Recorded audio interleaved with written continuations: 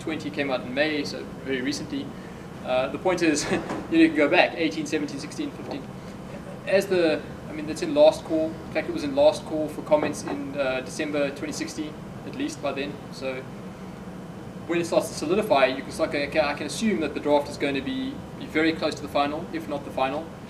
Maybe you might not be implementing everything, or the bit that you implement might not be the bit that changes. So what you can start doing is implementing it, and as long as you're prepared to change it to match the final spec, if it does change, that's good. I mean, you can start, and Cloudflare did it. I mean, a lot of the talks that I found about TLS 1.3 are a couple of guys from Cloudflare. Yeah. Is Italian? Yeah, very Italian. Got a very Italian accent as well. But knows what he's doing. Yeah, guys are really sharp. Right, so you think it's going to be done this year? I can say that in December they were talking about things being ready in February. Now we're in May, so that's not a good sign. I think one of the reasons for the delays have been the number of, if you looked at that graph that I had right near fairly near the beginning, about midway, you saw that takeoff in the, let's find it quickly. You saw that it went up to, what the numbers on the left, there we go. And when you've got 23 vulnerabilities in a year, 31 in a year, 40, I know this is OpenSSL, some of these are implementation errors. A lot of them were not implementation errors, they were protocol errors. When you've got these things coming out and it's going across the implementations, it's, you know, NSS for Mozilla, and it's, you know, whoever is being impacted, it doesn't matter which one you're using, then you know you've got a problem. When that happens, you're going to be like, stop, fix, right? Like, we've got to like figure this out, fix it. So that's one of the sources of delay. I know the banks came in late 2016 and said like, oh no, we need the static RSA, something, whatever. And then they were like, guys, no, seriously, we're pretty much done. We're almost like we're wrapping it up. The party's happened and we're cleaning up now. And their solution was actually to explain to the banks how to use Diffie-Hellman properly, you know, cryptography. And that was the compromise they reached, i.e. they didn't actually have to go and degrade the standard by putting something that they knew was going to cause problems, unnecessary complexity and previous issues back in there. So it's a time-consuming process, right? Like when somebody comes to you then and says like, hey, we've got this massive problem, all banking software is going to grind to a halt, because effectively they were doing things wrong. So, and the solution was teach them how to do it right rather than change the spec, which is a good thing. So in that case, I'd be prepared to go with the extra time. Yep. This is just a rhetorical question, but why do you think they continued with version 1.3? Why not? Because they made it so radical change. Why not just call it 2? So I can even answer you this question. How about that? good luck. Not a rhetorical question anymore. So SSL v2 was really bad, so they don't want to use the name 2.0 for that. I'm serious. They asked some people, and it's quite interesting. Filippo and the other chap, they said to this quite a fairly large crowd, I don't know, about 5-6 times this, who was still there at the end of this fairly technical talk at the CCC, Chaos Computer Club. And they were like, okay, so should we call it this? Should we call it that? And they started going through all the problems. Like, so technically, SSL 2.0 is 2.0, and SSL 3.0 is 3.0, and TLS 1.0 is 3.1, and you kind of get the idea. So 1.2 equals 3.3, I think that's about right. What happens when you say 3.4? 2% of the web servers out there just up and lose it, and like, so instead of going, oh, I'm sorry, I can't speak 3.4, I can speak 3.3, i.e. TLS 1.2, they just, whoops, sorry, bang. Like, so they couldn't even go with like a 3.4. There was a whole long list. They went through a whole lot of options. It's like it's a problem. I mean, we've still got people calling it SSL. It's been TLS since like 1999. So, people is one of the answers. Small technology issues is another one. They came up with a solution, and they actually identify themselves as 3.3 now, i.e. the same as TLS 1.2, and from there they go like, oh, but we can speak 3.4, you know, like we're actually TLS 1.3 in other words, and from there, if the server actually supports it, it can carry on. So like it's a workaround, and again they said they don't like workarounds, they don't like adding extra complexity, but they figured that this bit of extra complexity versus having 2% of servers fall over and breakage, and then trying to put things around it to catch the breakage and to prevent that. It was actually more complexity. So it's an imperfect world is one of the answers. Any more? Yep. Is there any code review going on, and how practical is it, for instance, to use another implementation, boarding SSL or something like that, with a distribution like Debian or so? I don't know. Is it practical? So I heard code review, and I'll go with that first. Are you talking about TLS 1 and 3? Because that's a specification. No, if you want to talk about, there are implementations, so I'm just asking if you meant that. No, so there's obviously a lot of peer review of the standard being done in the maths and things. If you're talking about actual implementations, yes. yeah, cool. Then, for example, Libre SSL, what they're doing, and that's under the OpenBSD, Theodorat, very hardcore, like must do security right, and I can respect the guy for that. It's a bit difficult to deal with sometimes, but sometimes passionate people are difficult. Anyway, so there's a lot of review there. I mean, they like to do code audits, and in general, not just when they're doing Libre SSL. So I imagine the code audits now like even more fine-tuned, fine-grained.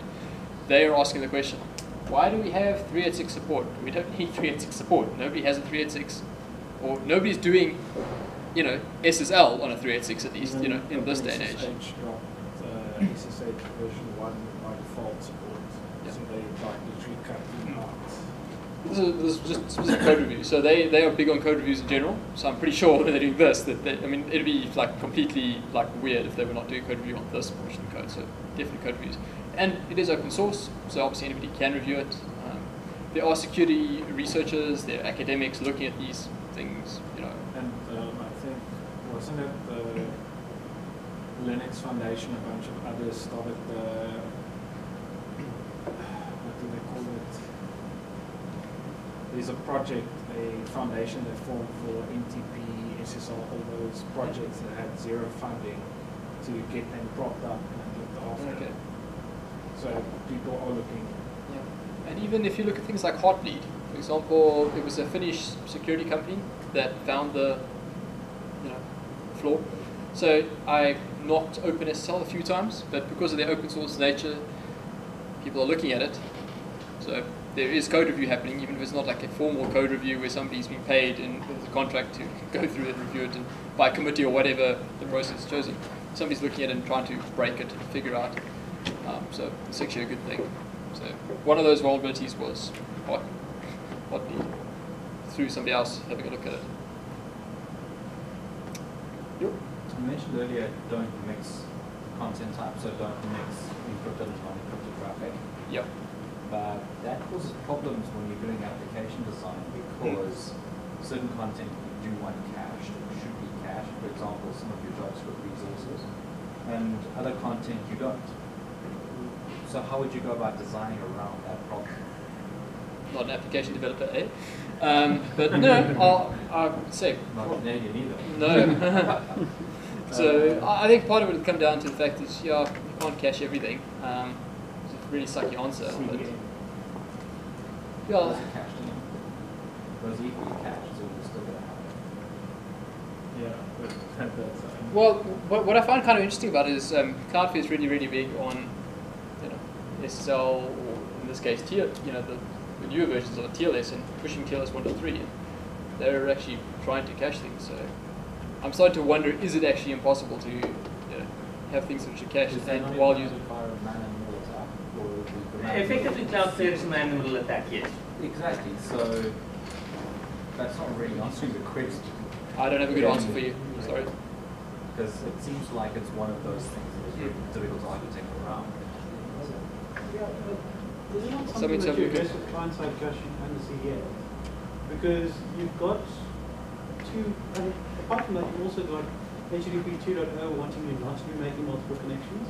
So ideally, you want to have all the libraries client-side, so cache them once from the CDN and then just figure it out. So I'm also reading a lot about the AMP stuff and how that just fundamentally is a bad idea. And I'm sure that factors into this discussion because part of the reason why that there's a use case for that technology set is because of the round-trip performance on the web-based applications, part of which is solved by a caching problem. But then if you're weakening your security at the same time, you're not between a rock and a hard place. You can't solve your performance issues while implementing strong protocols, and you can't solve your security problem because you've got just transport problems, let alone the actual encryption of it. So let's do a whole lot of research and get back to us with a talk on how to do caching while using TLS. Yeah, but that is the S or not to S. Why? Yes. There we go. That talk I said, because that is issues that comes up when you start to encrypt everything. And the problem is people throw encryption as the solution to everything. And it comes back to my model on security with encryption is that little bit of on the top there. It should not be the be-all, end-all. People make it the basis of your security, and that's the wrong way of looking at it. So yes, you're quite right. There is issues in that, but typically because people apply cryptography and the encryption at the wrong places for the wrong reasons. Is authenticity also written? Yeah. No, but that's I say. The issue of encryption and cryptography is applied in the wrong places for the wrong reasons. If you apply it at the right places for the right reasons, you solve those issues that it comes up with caching and all those things. But the moment that you move it into the right places and don't cache the rest, but there's issues about that it comes up that you need to address. But you can address it with cryptography, but you don't need to use encryption. And that's the differences that it comes in. You can still have it cached if you've done your cryptography right, but you don't encrypt it. But as I said, we can make that a different talk. Please do. No, I've got a bit of an answer for you now that I'm thinking about something, and this might be the answer to your question. I didn't actually go and look at your question because I only heard it now. I have come across something. If I look at a website and you go from Facebook through to whatever, you often find that the assets are actually coming from a completely different URL. You notice that? Different scripts, different things. So I'm starting to wonder if they've got like an HTTPS for this web server which serves you all the HTTPS content. And then images come from whatever. And it's often like static is one of the words they use, which is kind of like static assets. And it's just coming to me now. It's like really good yes, that's one of reasons the why ways. you do that, because the server infrastructure that's doing that has not got any logging. It's put everything in memory. And it's not only that, you can probably reuse a lot of that content. It's not session based, etc. It's like all the whatever. Here's the image for BBC or whatever, and here's the image for whatever. So when you were talking about don't do mixed content, I think it means I think it's on one. Can I quickly answer that one? Yeah. The problem that happens there is, especially of your banking sites, when you have a page that's being displayed by a banking site, those and one of the worst issues that I have with the banking sites is they have JavaScript on there. I love the old NetBank where it was a plain HTTP HTML that you can create and parse. The moment that you start adding your pictures on there or your JavaScript that gets on there, and it's not from an authenticated source, that's then where the ball hits the fan. So the issue is not so much with the encryption, but with the authentication of the source. Again, as I said, that's the S or the not to S. And the only reason why they use the S is because it's the only thing that provides authentication instead of having a proper authenticated transport available that does not do encryption. And that's then where you need it. You need to have authenticated source of all the stuff that you display there. So if you have a banking site that gets their jQuery from the Whatever, GitHub GitHub something or whatever. Max CDN, that's a bad website because it needs to basically be sourced from their server. But they still get past that because HTTPS from the Max CDN or whatever the case might be. So that's the reason then to have authenticated content on there. Otherwise, anybody else can man-in-the-middle attack, parse a few things on your website for your bank, and there's a JavaScript on it that's not sending data elsewhere. I mean, it's like with apt and perp. Well, often it's not HTTPS. Recently, it's become more common to have HTTPS, but you still get a SHA-256 hash to compare what you got after it's been transported. And I mean, that's the kind of thing you can do. It's still fast, but your browser doesn't load something that's not correct. Well, it's cacheable. So one of the things that we mentioned right at the beginning, which might missed. One was you do it for different reasons, right? One is to have a secure thing, so like I could talk to you and these guys won't know what we're talking about. That's like keeping it private. Another thing is verification of authenticity. Like you know that I am who I say I am, and I know that you are who you say you are. So depending on what you're doing, and the other one is to prevent tampering. Basically through we mentioned that Mac, and it's like a code of the content checks up, which is kind of what Christy just touched on now. So if you had like Hendrik kind of explained it fairly well there, like I thought summed it up quite nicely. It was if you have like this piece of your page is not encrypted, people are injecting things in there, so things can now be changed. And again, that might not be an issue, right? Like it depends what that page is. If it's your login credential page, it's probably not a good time to be trying to cache things. So horses for courses. I think it's that kind of thing, like using, don't mix them on the same page. I think is two different elements. I'm not an HTTP web developer, but that was what I understood. Go look at the OWASP site, please. There's some very good references on that. You can drill down and get to the whys, and they'll probably have a lot more solutions as well, based on me just running like, well, I'm trying to think about this, trying to think about that, and give you an answer. Just before, sorry, you got a question? Yeah. Yes, it's not just a question, but it's also for the audience. Have any of you tried the S2N, the new TLS library for Amazon? I haven't tried it, read about it, cut down. Apparently it's a very small, code to implement. I like things like that. Like I'm asking if anyone Yeah. tried that, implemented that. No, we don't have any of the Amazon guys here today, I see. I'm not from Amazon actually. Okay. That's why I'm asking. So I was thinking of some of the other ones that I'm aware of who are not here. What is the question? S2N? Is to end The Amazon's about 6,000 lines of code. Yeah, it's tiny one. But have you implemented it, and what's your impressions?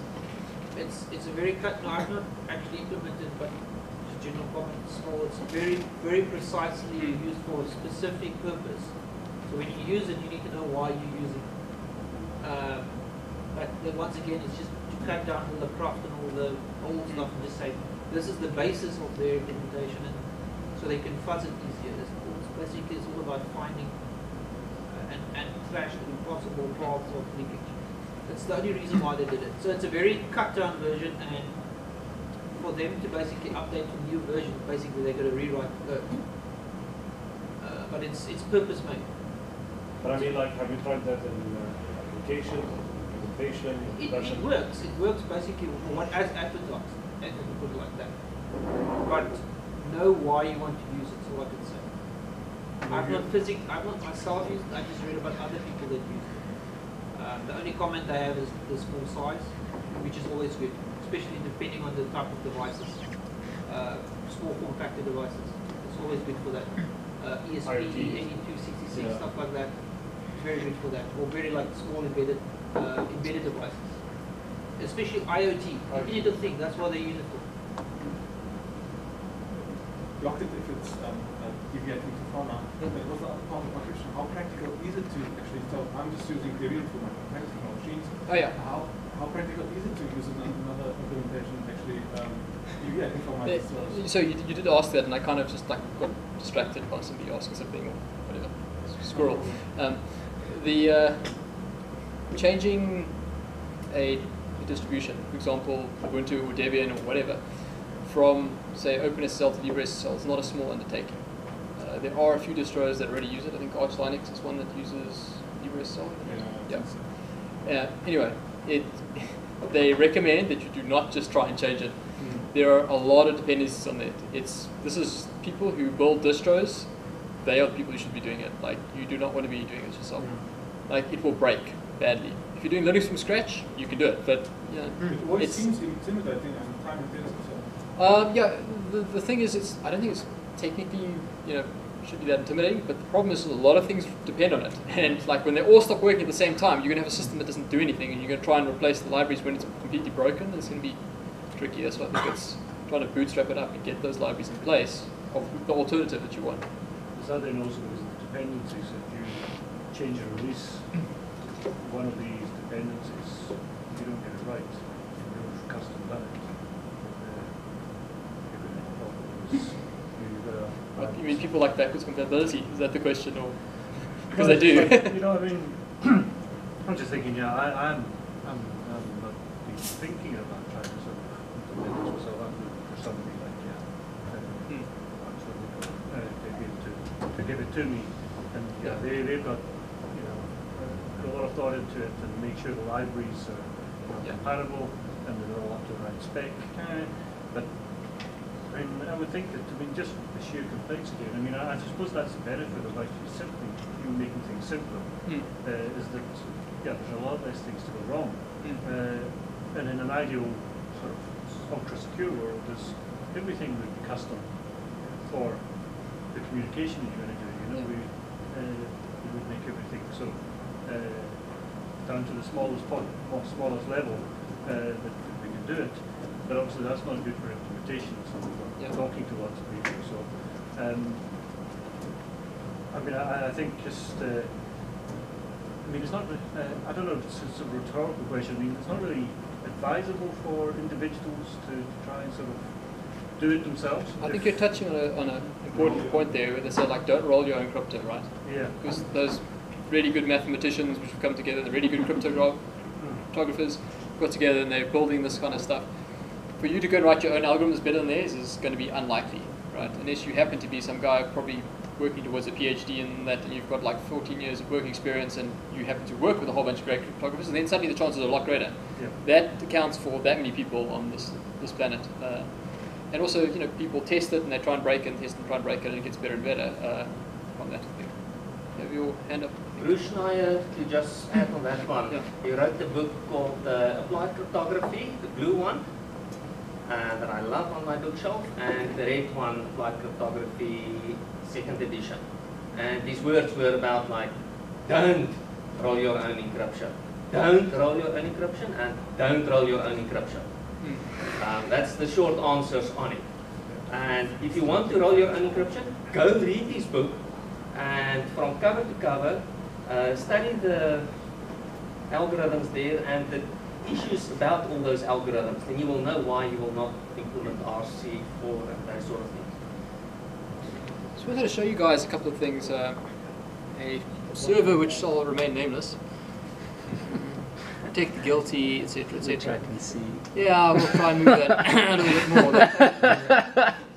Okay, so internal box, not on the internet. But it could have been on the internet, right? It is speaking HTTP, it speaks HTTPS. You guys probably can't read this that easily.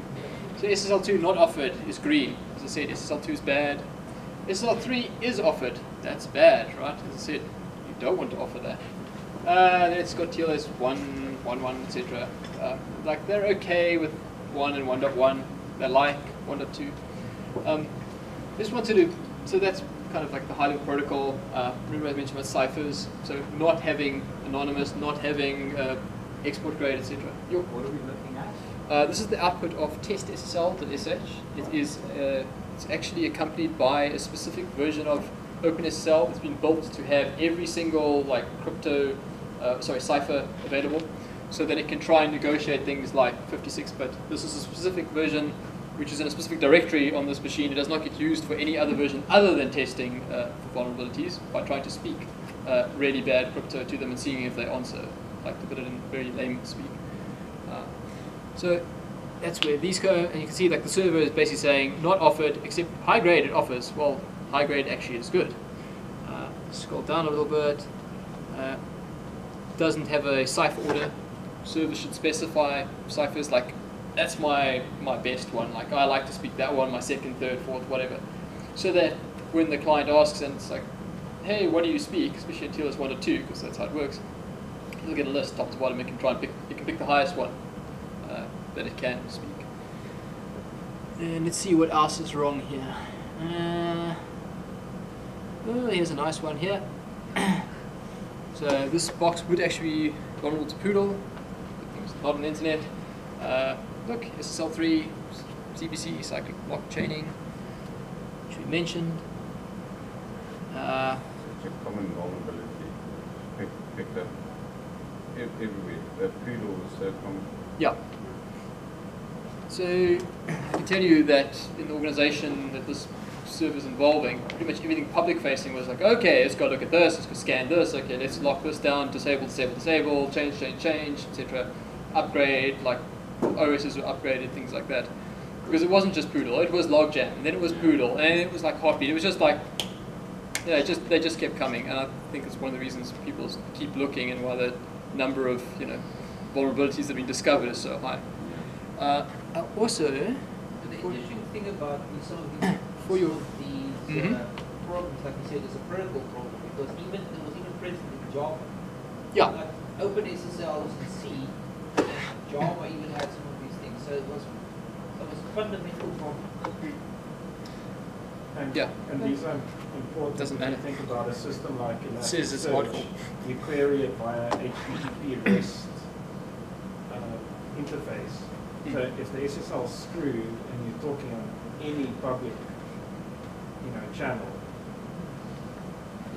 well, that's if you put SSL on the auth or anything on the default Elasticsearch.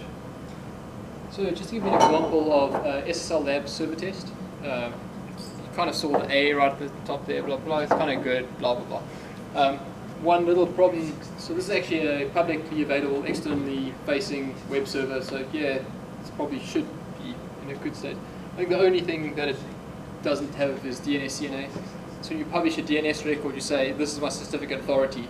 Only the certificate authority is allowed to issue certificates for my domain. It's like a little nice to have, not super critical. And you kind of just keep going down the list and going like, oh, look, okay, there's something we should remove. Like that kind of thing. It's like not terrible, it's just minor tweaks. I think that box actually probably is due for another bit of maintenance, which I think goes back to an interesting point of, probably doesn't go back to. You mentioned an interesting point, you need to patch your boxes. Like if OpenSSL isn't patched, if you're using OpenSSL, you're going to have problems because there's a nice continuous flow of vulnerabilities coming out. Ask Microsoft, completely tangent, but SMB, patching, things didn't get patched by people. Just don't put it on the internet. Yeah, is that one. ABI. So people scan their stuff, right, and they don't always tick the box, don't show these results. And you find, these guys, I don't know who they are, but you got a nice F, which is always good. Apparently they don't have a certificate, so that their certificate's been revoked. That's always good there. They actually, if you look at their protocols here, this kind of implies to me that they've done some sort of hardening on their box, or it's a modern box at least. It doesn't speak the older versions. It speaks the modern versions of TLS. It kind of makes me think it's just a certificate error. If I went down this list and I just saw, okay, there's a little bit of orange here. But if I saw like a whole lot of stuff there, then I'd be like, okay, nice weak box. I suppose you can also use these sites that test and show you the rankings of people's servers, and because you can run the test against any server that you want, you can kind of use it to find vulnerabilities. It's kind of an attack tool as well as a verification tool. Also, even as APIs, you don't have to use the web interface. There we go. like when you try to scan so many of your own boxes that you have to rate limit it though if you're not paying for it. So that Then you just use show. I was saying, or use a lot of different IP addresses. While on that topic, Yeah. there's a website or a tool or something, I think it's by Mozilla, which is pretty cool. You choose what web server you're running and what browsers you want to support, and it generates secure config for you, like which ciphers to use, so Yeah. you can generate your own Nginx config or Apache That is config. very useful. I can't remember the name of it That exactly. one. Okay, I'll try and find it a bit later. Basically, I've got various different things there. I just want to show you the TLS. Hey, it's the latest draft, 1.3, and it says draft 20 in here somewhere, May 2017. So very, very hot off the press. But yeah, nice and defined. Good diagrams. Where on earth did I have that other thing? This is actually how to hack HSMs, hardware security modules. So I'm not BSing you guys when I say power analysis exists. Emission attacks exist. Glitch attacks, blah blah blah blah blah. Look, let's go look at the the PCB. So lots of things there. Yeah. This is a nice guide by the same guys who do SSL labs, and this is the guide in GitHub saying how to harden something. For example, the kind to your point, like here's a list of ciphers that you should be speaking, with a nice warning that you should always test your TLS config, because just because it works for them doesn't mean it's going to work for you with your requirements. Maybe you've got some specific old device that can speak something that's pretty good, but not maybe perfect. But in your case, you might want to leave that enabled. Maybe you control the IP space. Maybe you can firewall it off to allow only those things, and then in combination, it's not so bad. Or maybe it's it's not important information. It's like what Hendrik's been trying to bang on the little drum a bit and say, like, you don't always need encryption. Maybe it's not super sensitive data. It's, I don't know, the parking meters are phoning back and saying like, hey, this guy's expired or something. It's like, okay, well, if the NSA cracks that and finds out that at some point there was a vehicle parked on this parking spot, and nobody cares, right, that much. But you don't really want people messing with your data too much, and next thing you can't collect payments, or you can't monitor that the parking is being paid for, or whatever that you're trying to do. Yep. One of the typical examples that I usually get hit with SSH when I want and I need that null cipher is when I need to transfer data between two servers. I have gigabytes of data to transfer from A to B. I do not want to dump it over NC connections or SOCATs. I want to preferably use SSH to do the connection from A to B. I can't do it because the encryption just hits you with the latency, and your performance throughput just goes down the drain. So yes, the next one after that is you use HTTPS, and you have well actually just fire up a web server and use LFTP on the other side. You want those data to be transferred. You want it to be authenticated. So I would like to have my SSH keys to authenticate A and B. And then I just want to transfer the data. The data might already be encrypted or already be compressed in some or other way. So I don't need to have it encrypted in the SSH channel. I want my null cipher. There we go. A use case. In your hardening, what's your verdict on Let's Encrypt for production? Oh, that's a good question. It's a very good question. And I should say that I recently heard that it was unavailable, but as I recall, it was unavailable to issue new certs, not unavailable for other purposes. You can still actually use the SSL, HTTPS. So Policy Marlinspike had a workaround for that where you run intermediary servers, and three servers check the same CA, and all three have to come back with a quorum. But that's a lot of overhead to be able to do that. I don't think that's still in production. So, one of two things about Let's Encrypt. So the certificates. Yep. The methodology, Oh man, I'll have to. I'll check. Cool. So one or two things about Let's Encrypt. So the certificates tend to be valid for 90 days max. So that has some security pros. For example, a certificate that is issued for, say, 2 years, or 2 years easily achievable. If you just got the money, you just buy a 2 year or 3 year, etc. If something bad happens between when it's issued and especially like a wildcard, etc., the damage can be more.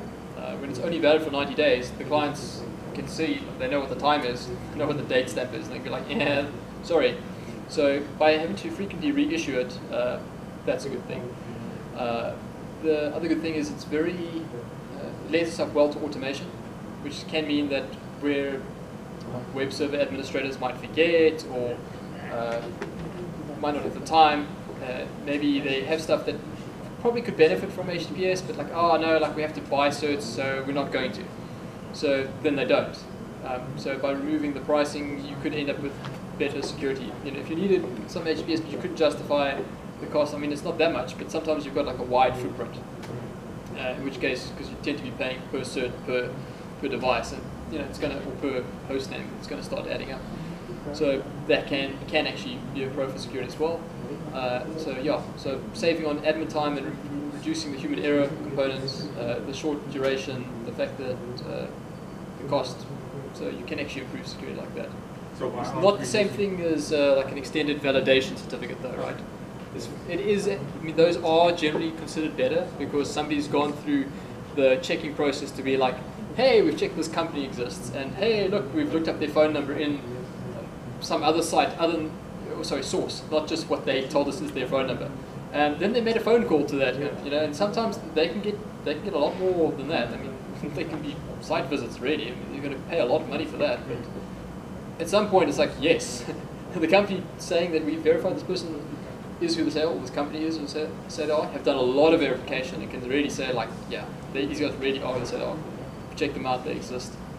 So that'd be one of the not so good things for Let's Encrypt, as in, I don't think that's, because they check that you own the machine or have control over the machine, generally, is how they authenticate, check that you are who you say you are. Because they issue the certificate for that machine that you prove you have control over.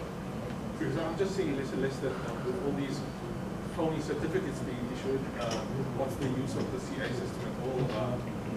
If Veristan does it, but some Turkish or Chinese CA is just issuing Google certificates.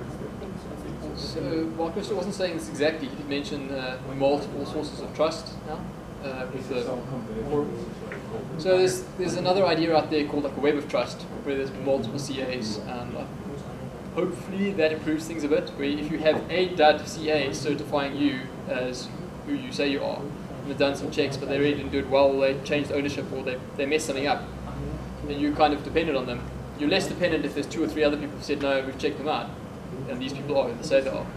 Also, if there's multiple people doing different kinds of checks in their own different ways, it's harder for anybody to compromise that process, aka imitate you or BS, or have somebody working on the inside who doesn't care about following the process or something, and slipshod or whatever, and slip through the cracks. And like that's the right guy, maybe kind of, So the CA system is the single point of failure. You can have Yeah. TLS version 4 super secure. The CA system can't. No, it's a very, very good question. And And the history behind SSL is that the Netscape guy, just like with JavaScript, they didn't have a lot of time to implement this, so this was the best solution they could come up with at the time, and then it just carried on. if you look at CAs have been compromised. It was Belgicom. It was actually, I think it was a Belgium CA, Belgian CA. I think it was Belgicom. Anyway, they issue the CA and they issue certs, and their CA or their cert is trusted in browsers like all over the world, and various other devices with certificate stores on whether the OS, etc. that trust them. So any certificates issued and signed by that cert is kind of useful, and they were compromised by an intelligence agency, as I recall. So yeah, it seems to happen a lot, right? They're on our side. But anyway, yes, there's some hard questions you're asking, and yeah, web of trust versus chain of trust. A single point of failure, weakest link, is one of the answers that's been proposed. I haven't really seen that in action. I don't know if anybody else has seen a multiple CA, multiple sources of authentication going on. PGP is good. The problem with PGP is not enough people use it or know how to use it or find it too difficult to use. So it's one of the things where OTR kind of did well. It's easy to use. I think it's kind of good for Marty Box and Spike pushing and helping with open whisper systems, and then into WhatsApp, etc. So there's been a proliferation of much easier to use encryption systems. Here we don't have to worry about caching content because we're just trying to we've literally got communication, and we care about keeping that communication secret. Not like, oh, we're trying to cache these images and now we can't because of this and that. So kind of horses for courses again. This is things that we really do want to encrypt. And they've solved the usability problems large part by tying it to the device, right? Because you've got the codes, the QR codes, and you can actually scan and verify like that. And I suppose you control the app on both sides, so you have got the same app which speaks the same lingo. That's much easier to use. Because of that, people are using it. I mean, they rolled out WhatsApp encryption, and people are like, oh, did something change? didn't even notice it. But that's easy to control because it's an isolated system. Once you get to Facebook Messenger, which has an API which allows anyone to write a script and interface with it, then And I think the other problem with, or one of the hurdles that things that made it difficult for PGP is the fact that email was generally, well, nobody had any consideration of should we make this private or secure at the beginning. Trying to retrofit it. So imagine there was a standard for email, and and the standard said like all emails encrypted, and you will use maybe, I don't know, SSL back in the day, or TLS or something today, and all clients must be able to decrypt it, and as part of the step of creating an email address is to create the public-private key pair, or PGP key set.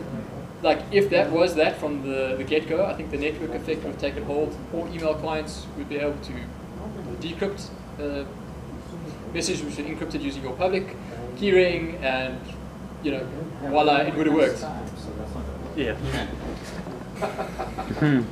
So, but to me, that's one of the major reasons why it can take off. It's the network effect combined with the difficulty of doing it. If it was really, even I think if it was like 1% more effort, it wouldn't take off unless everybody was already doing it. So, yeah. Cool. Thank you, everybody.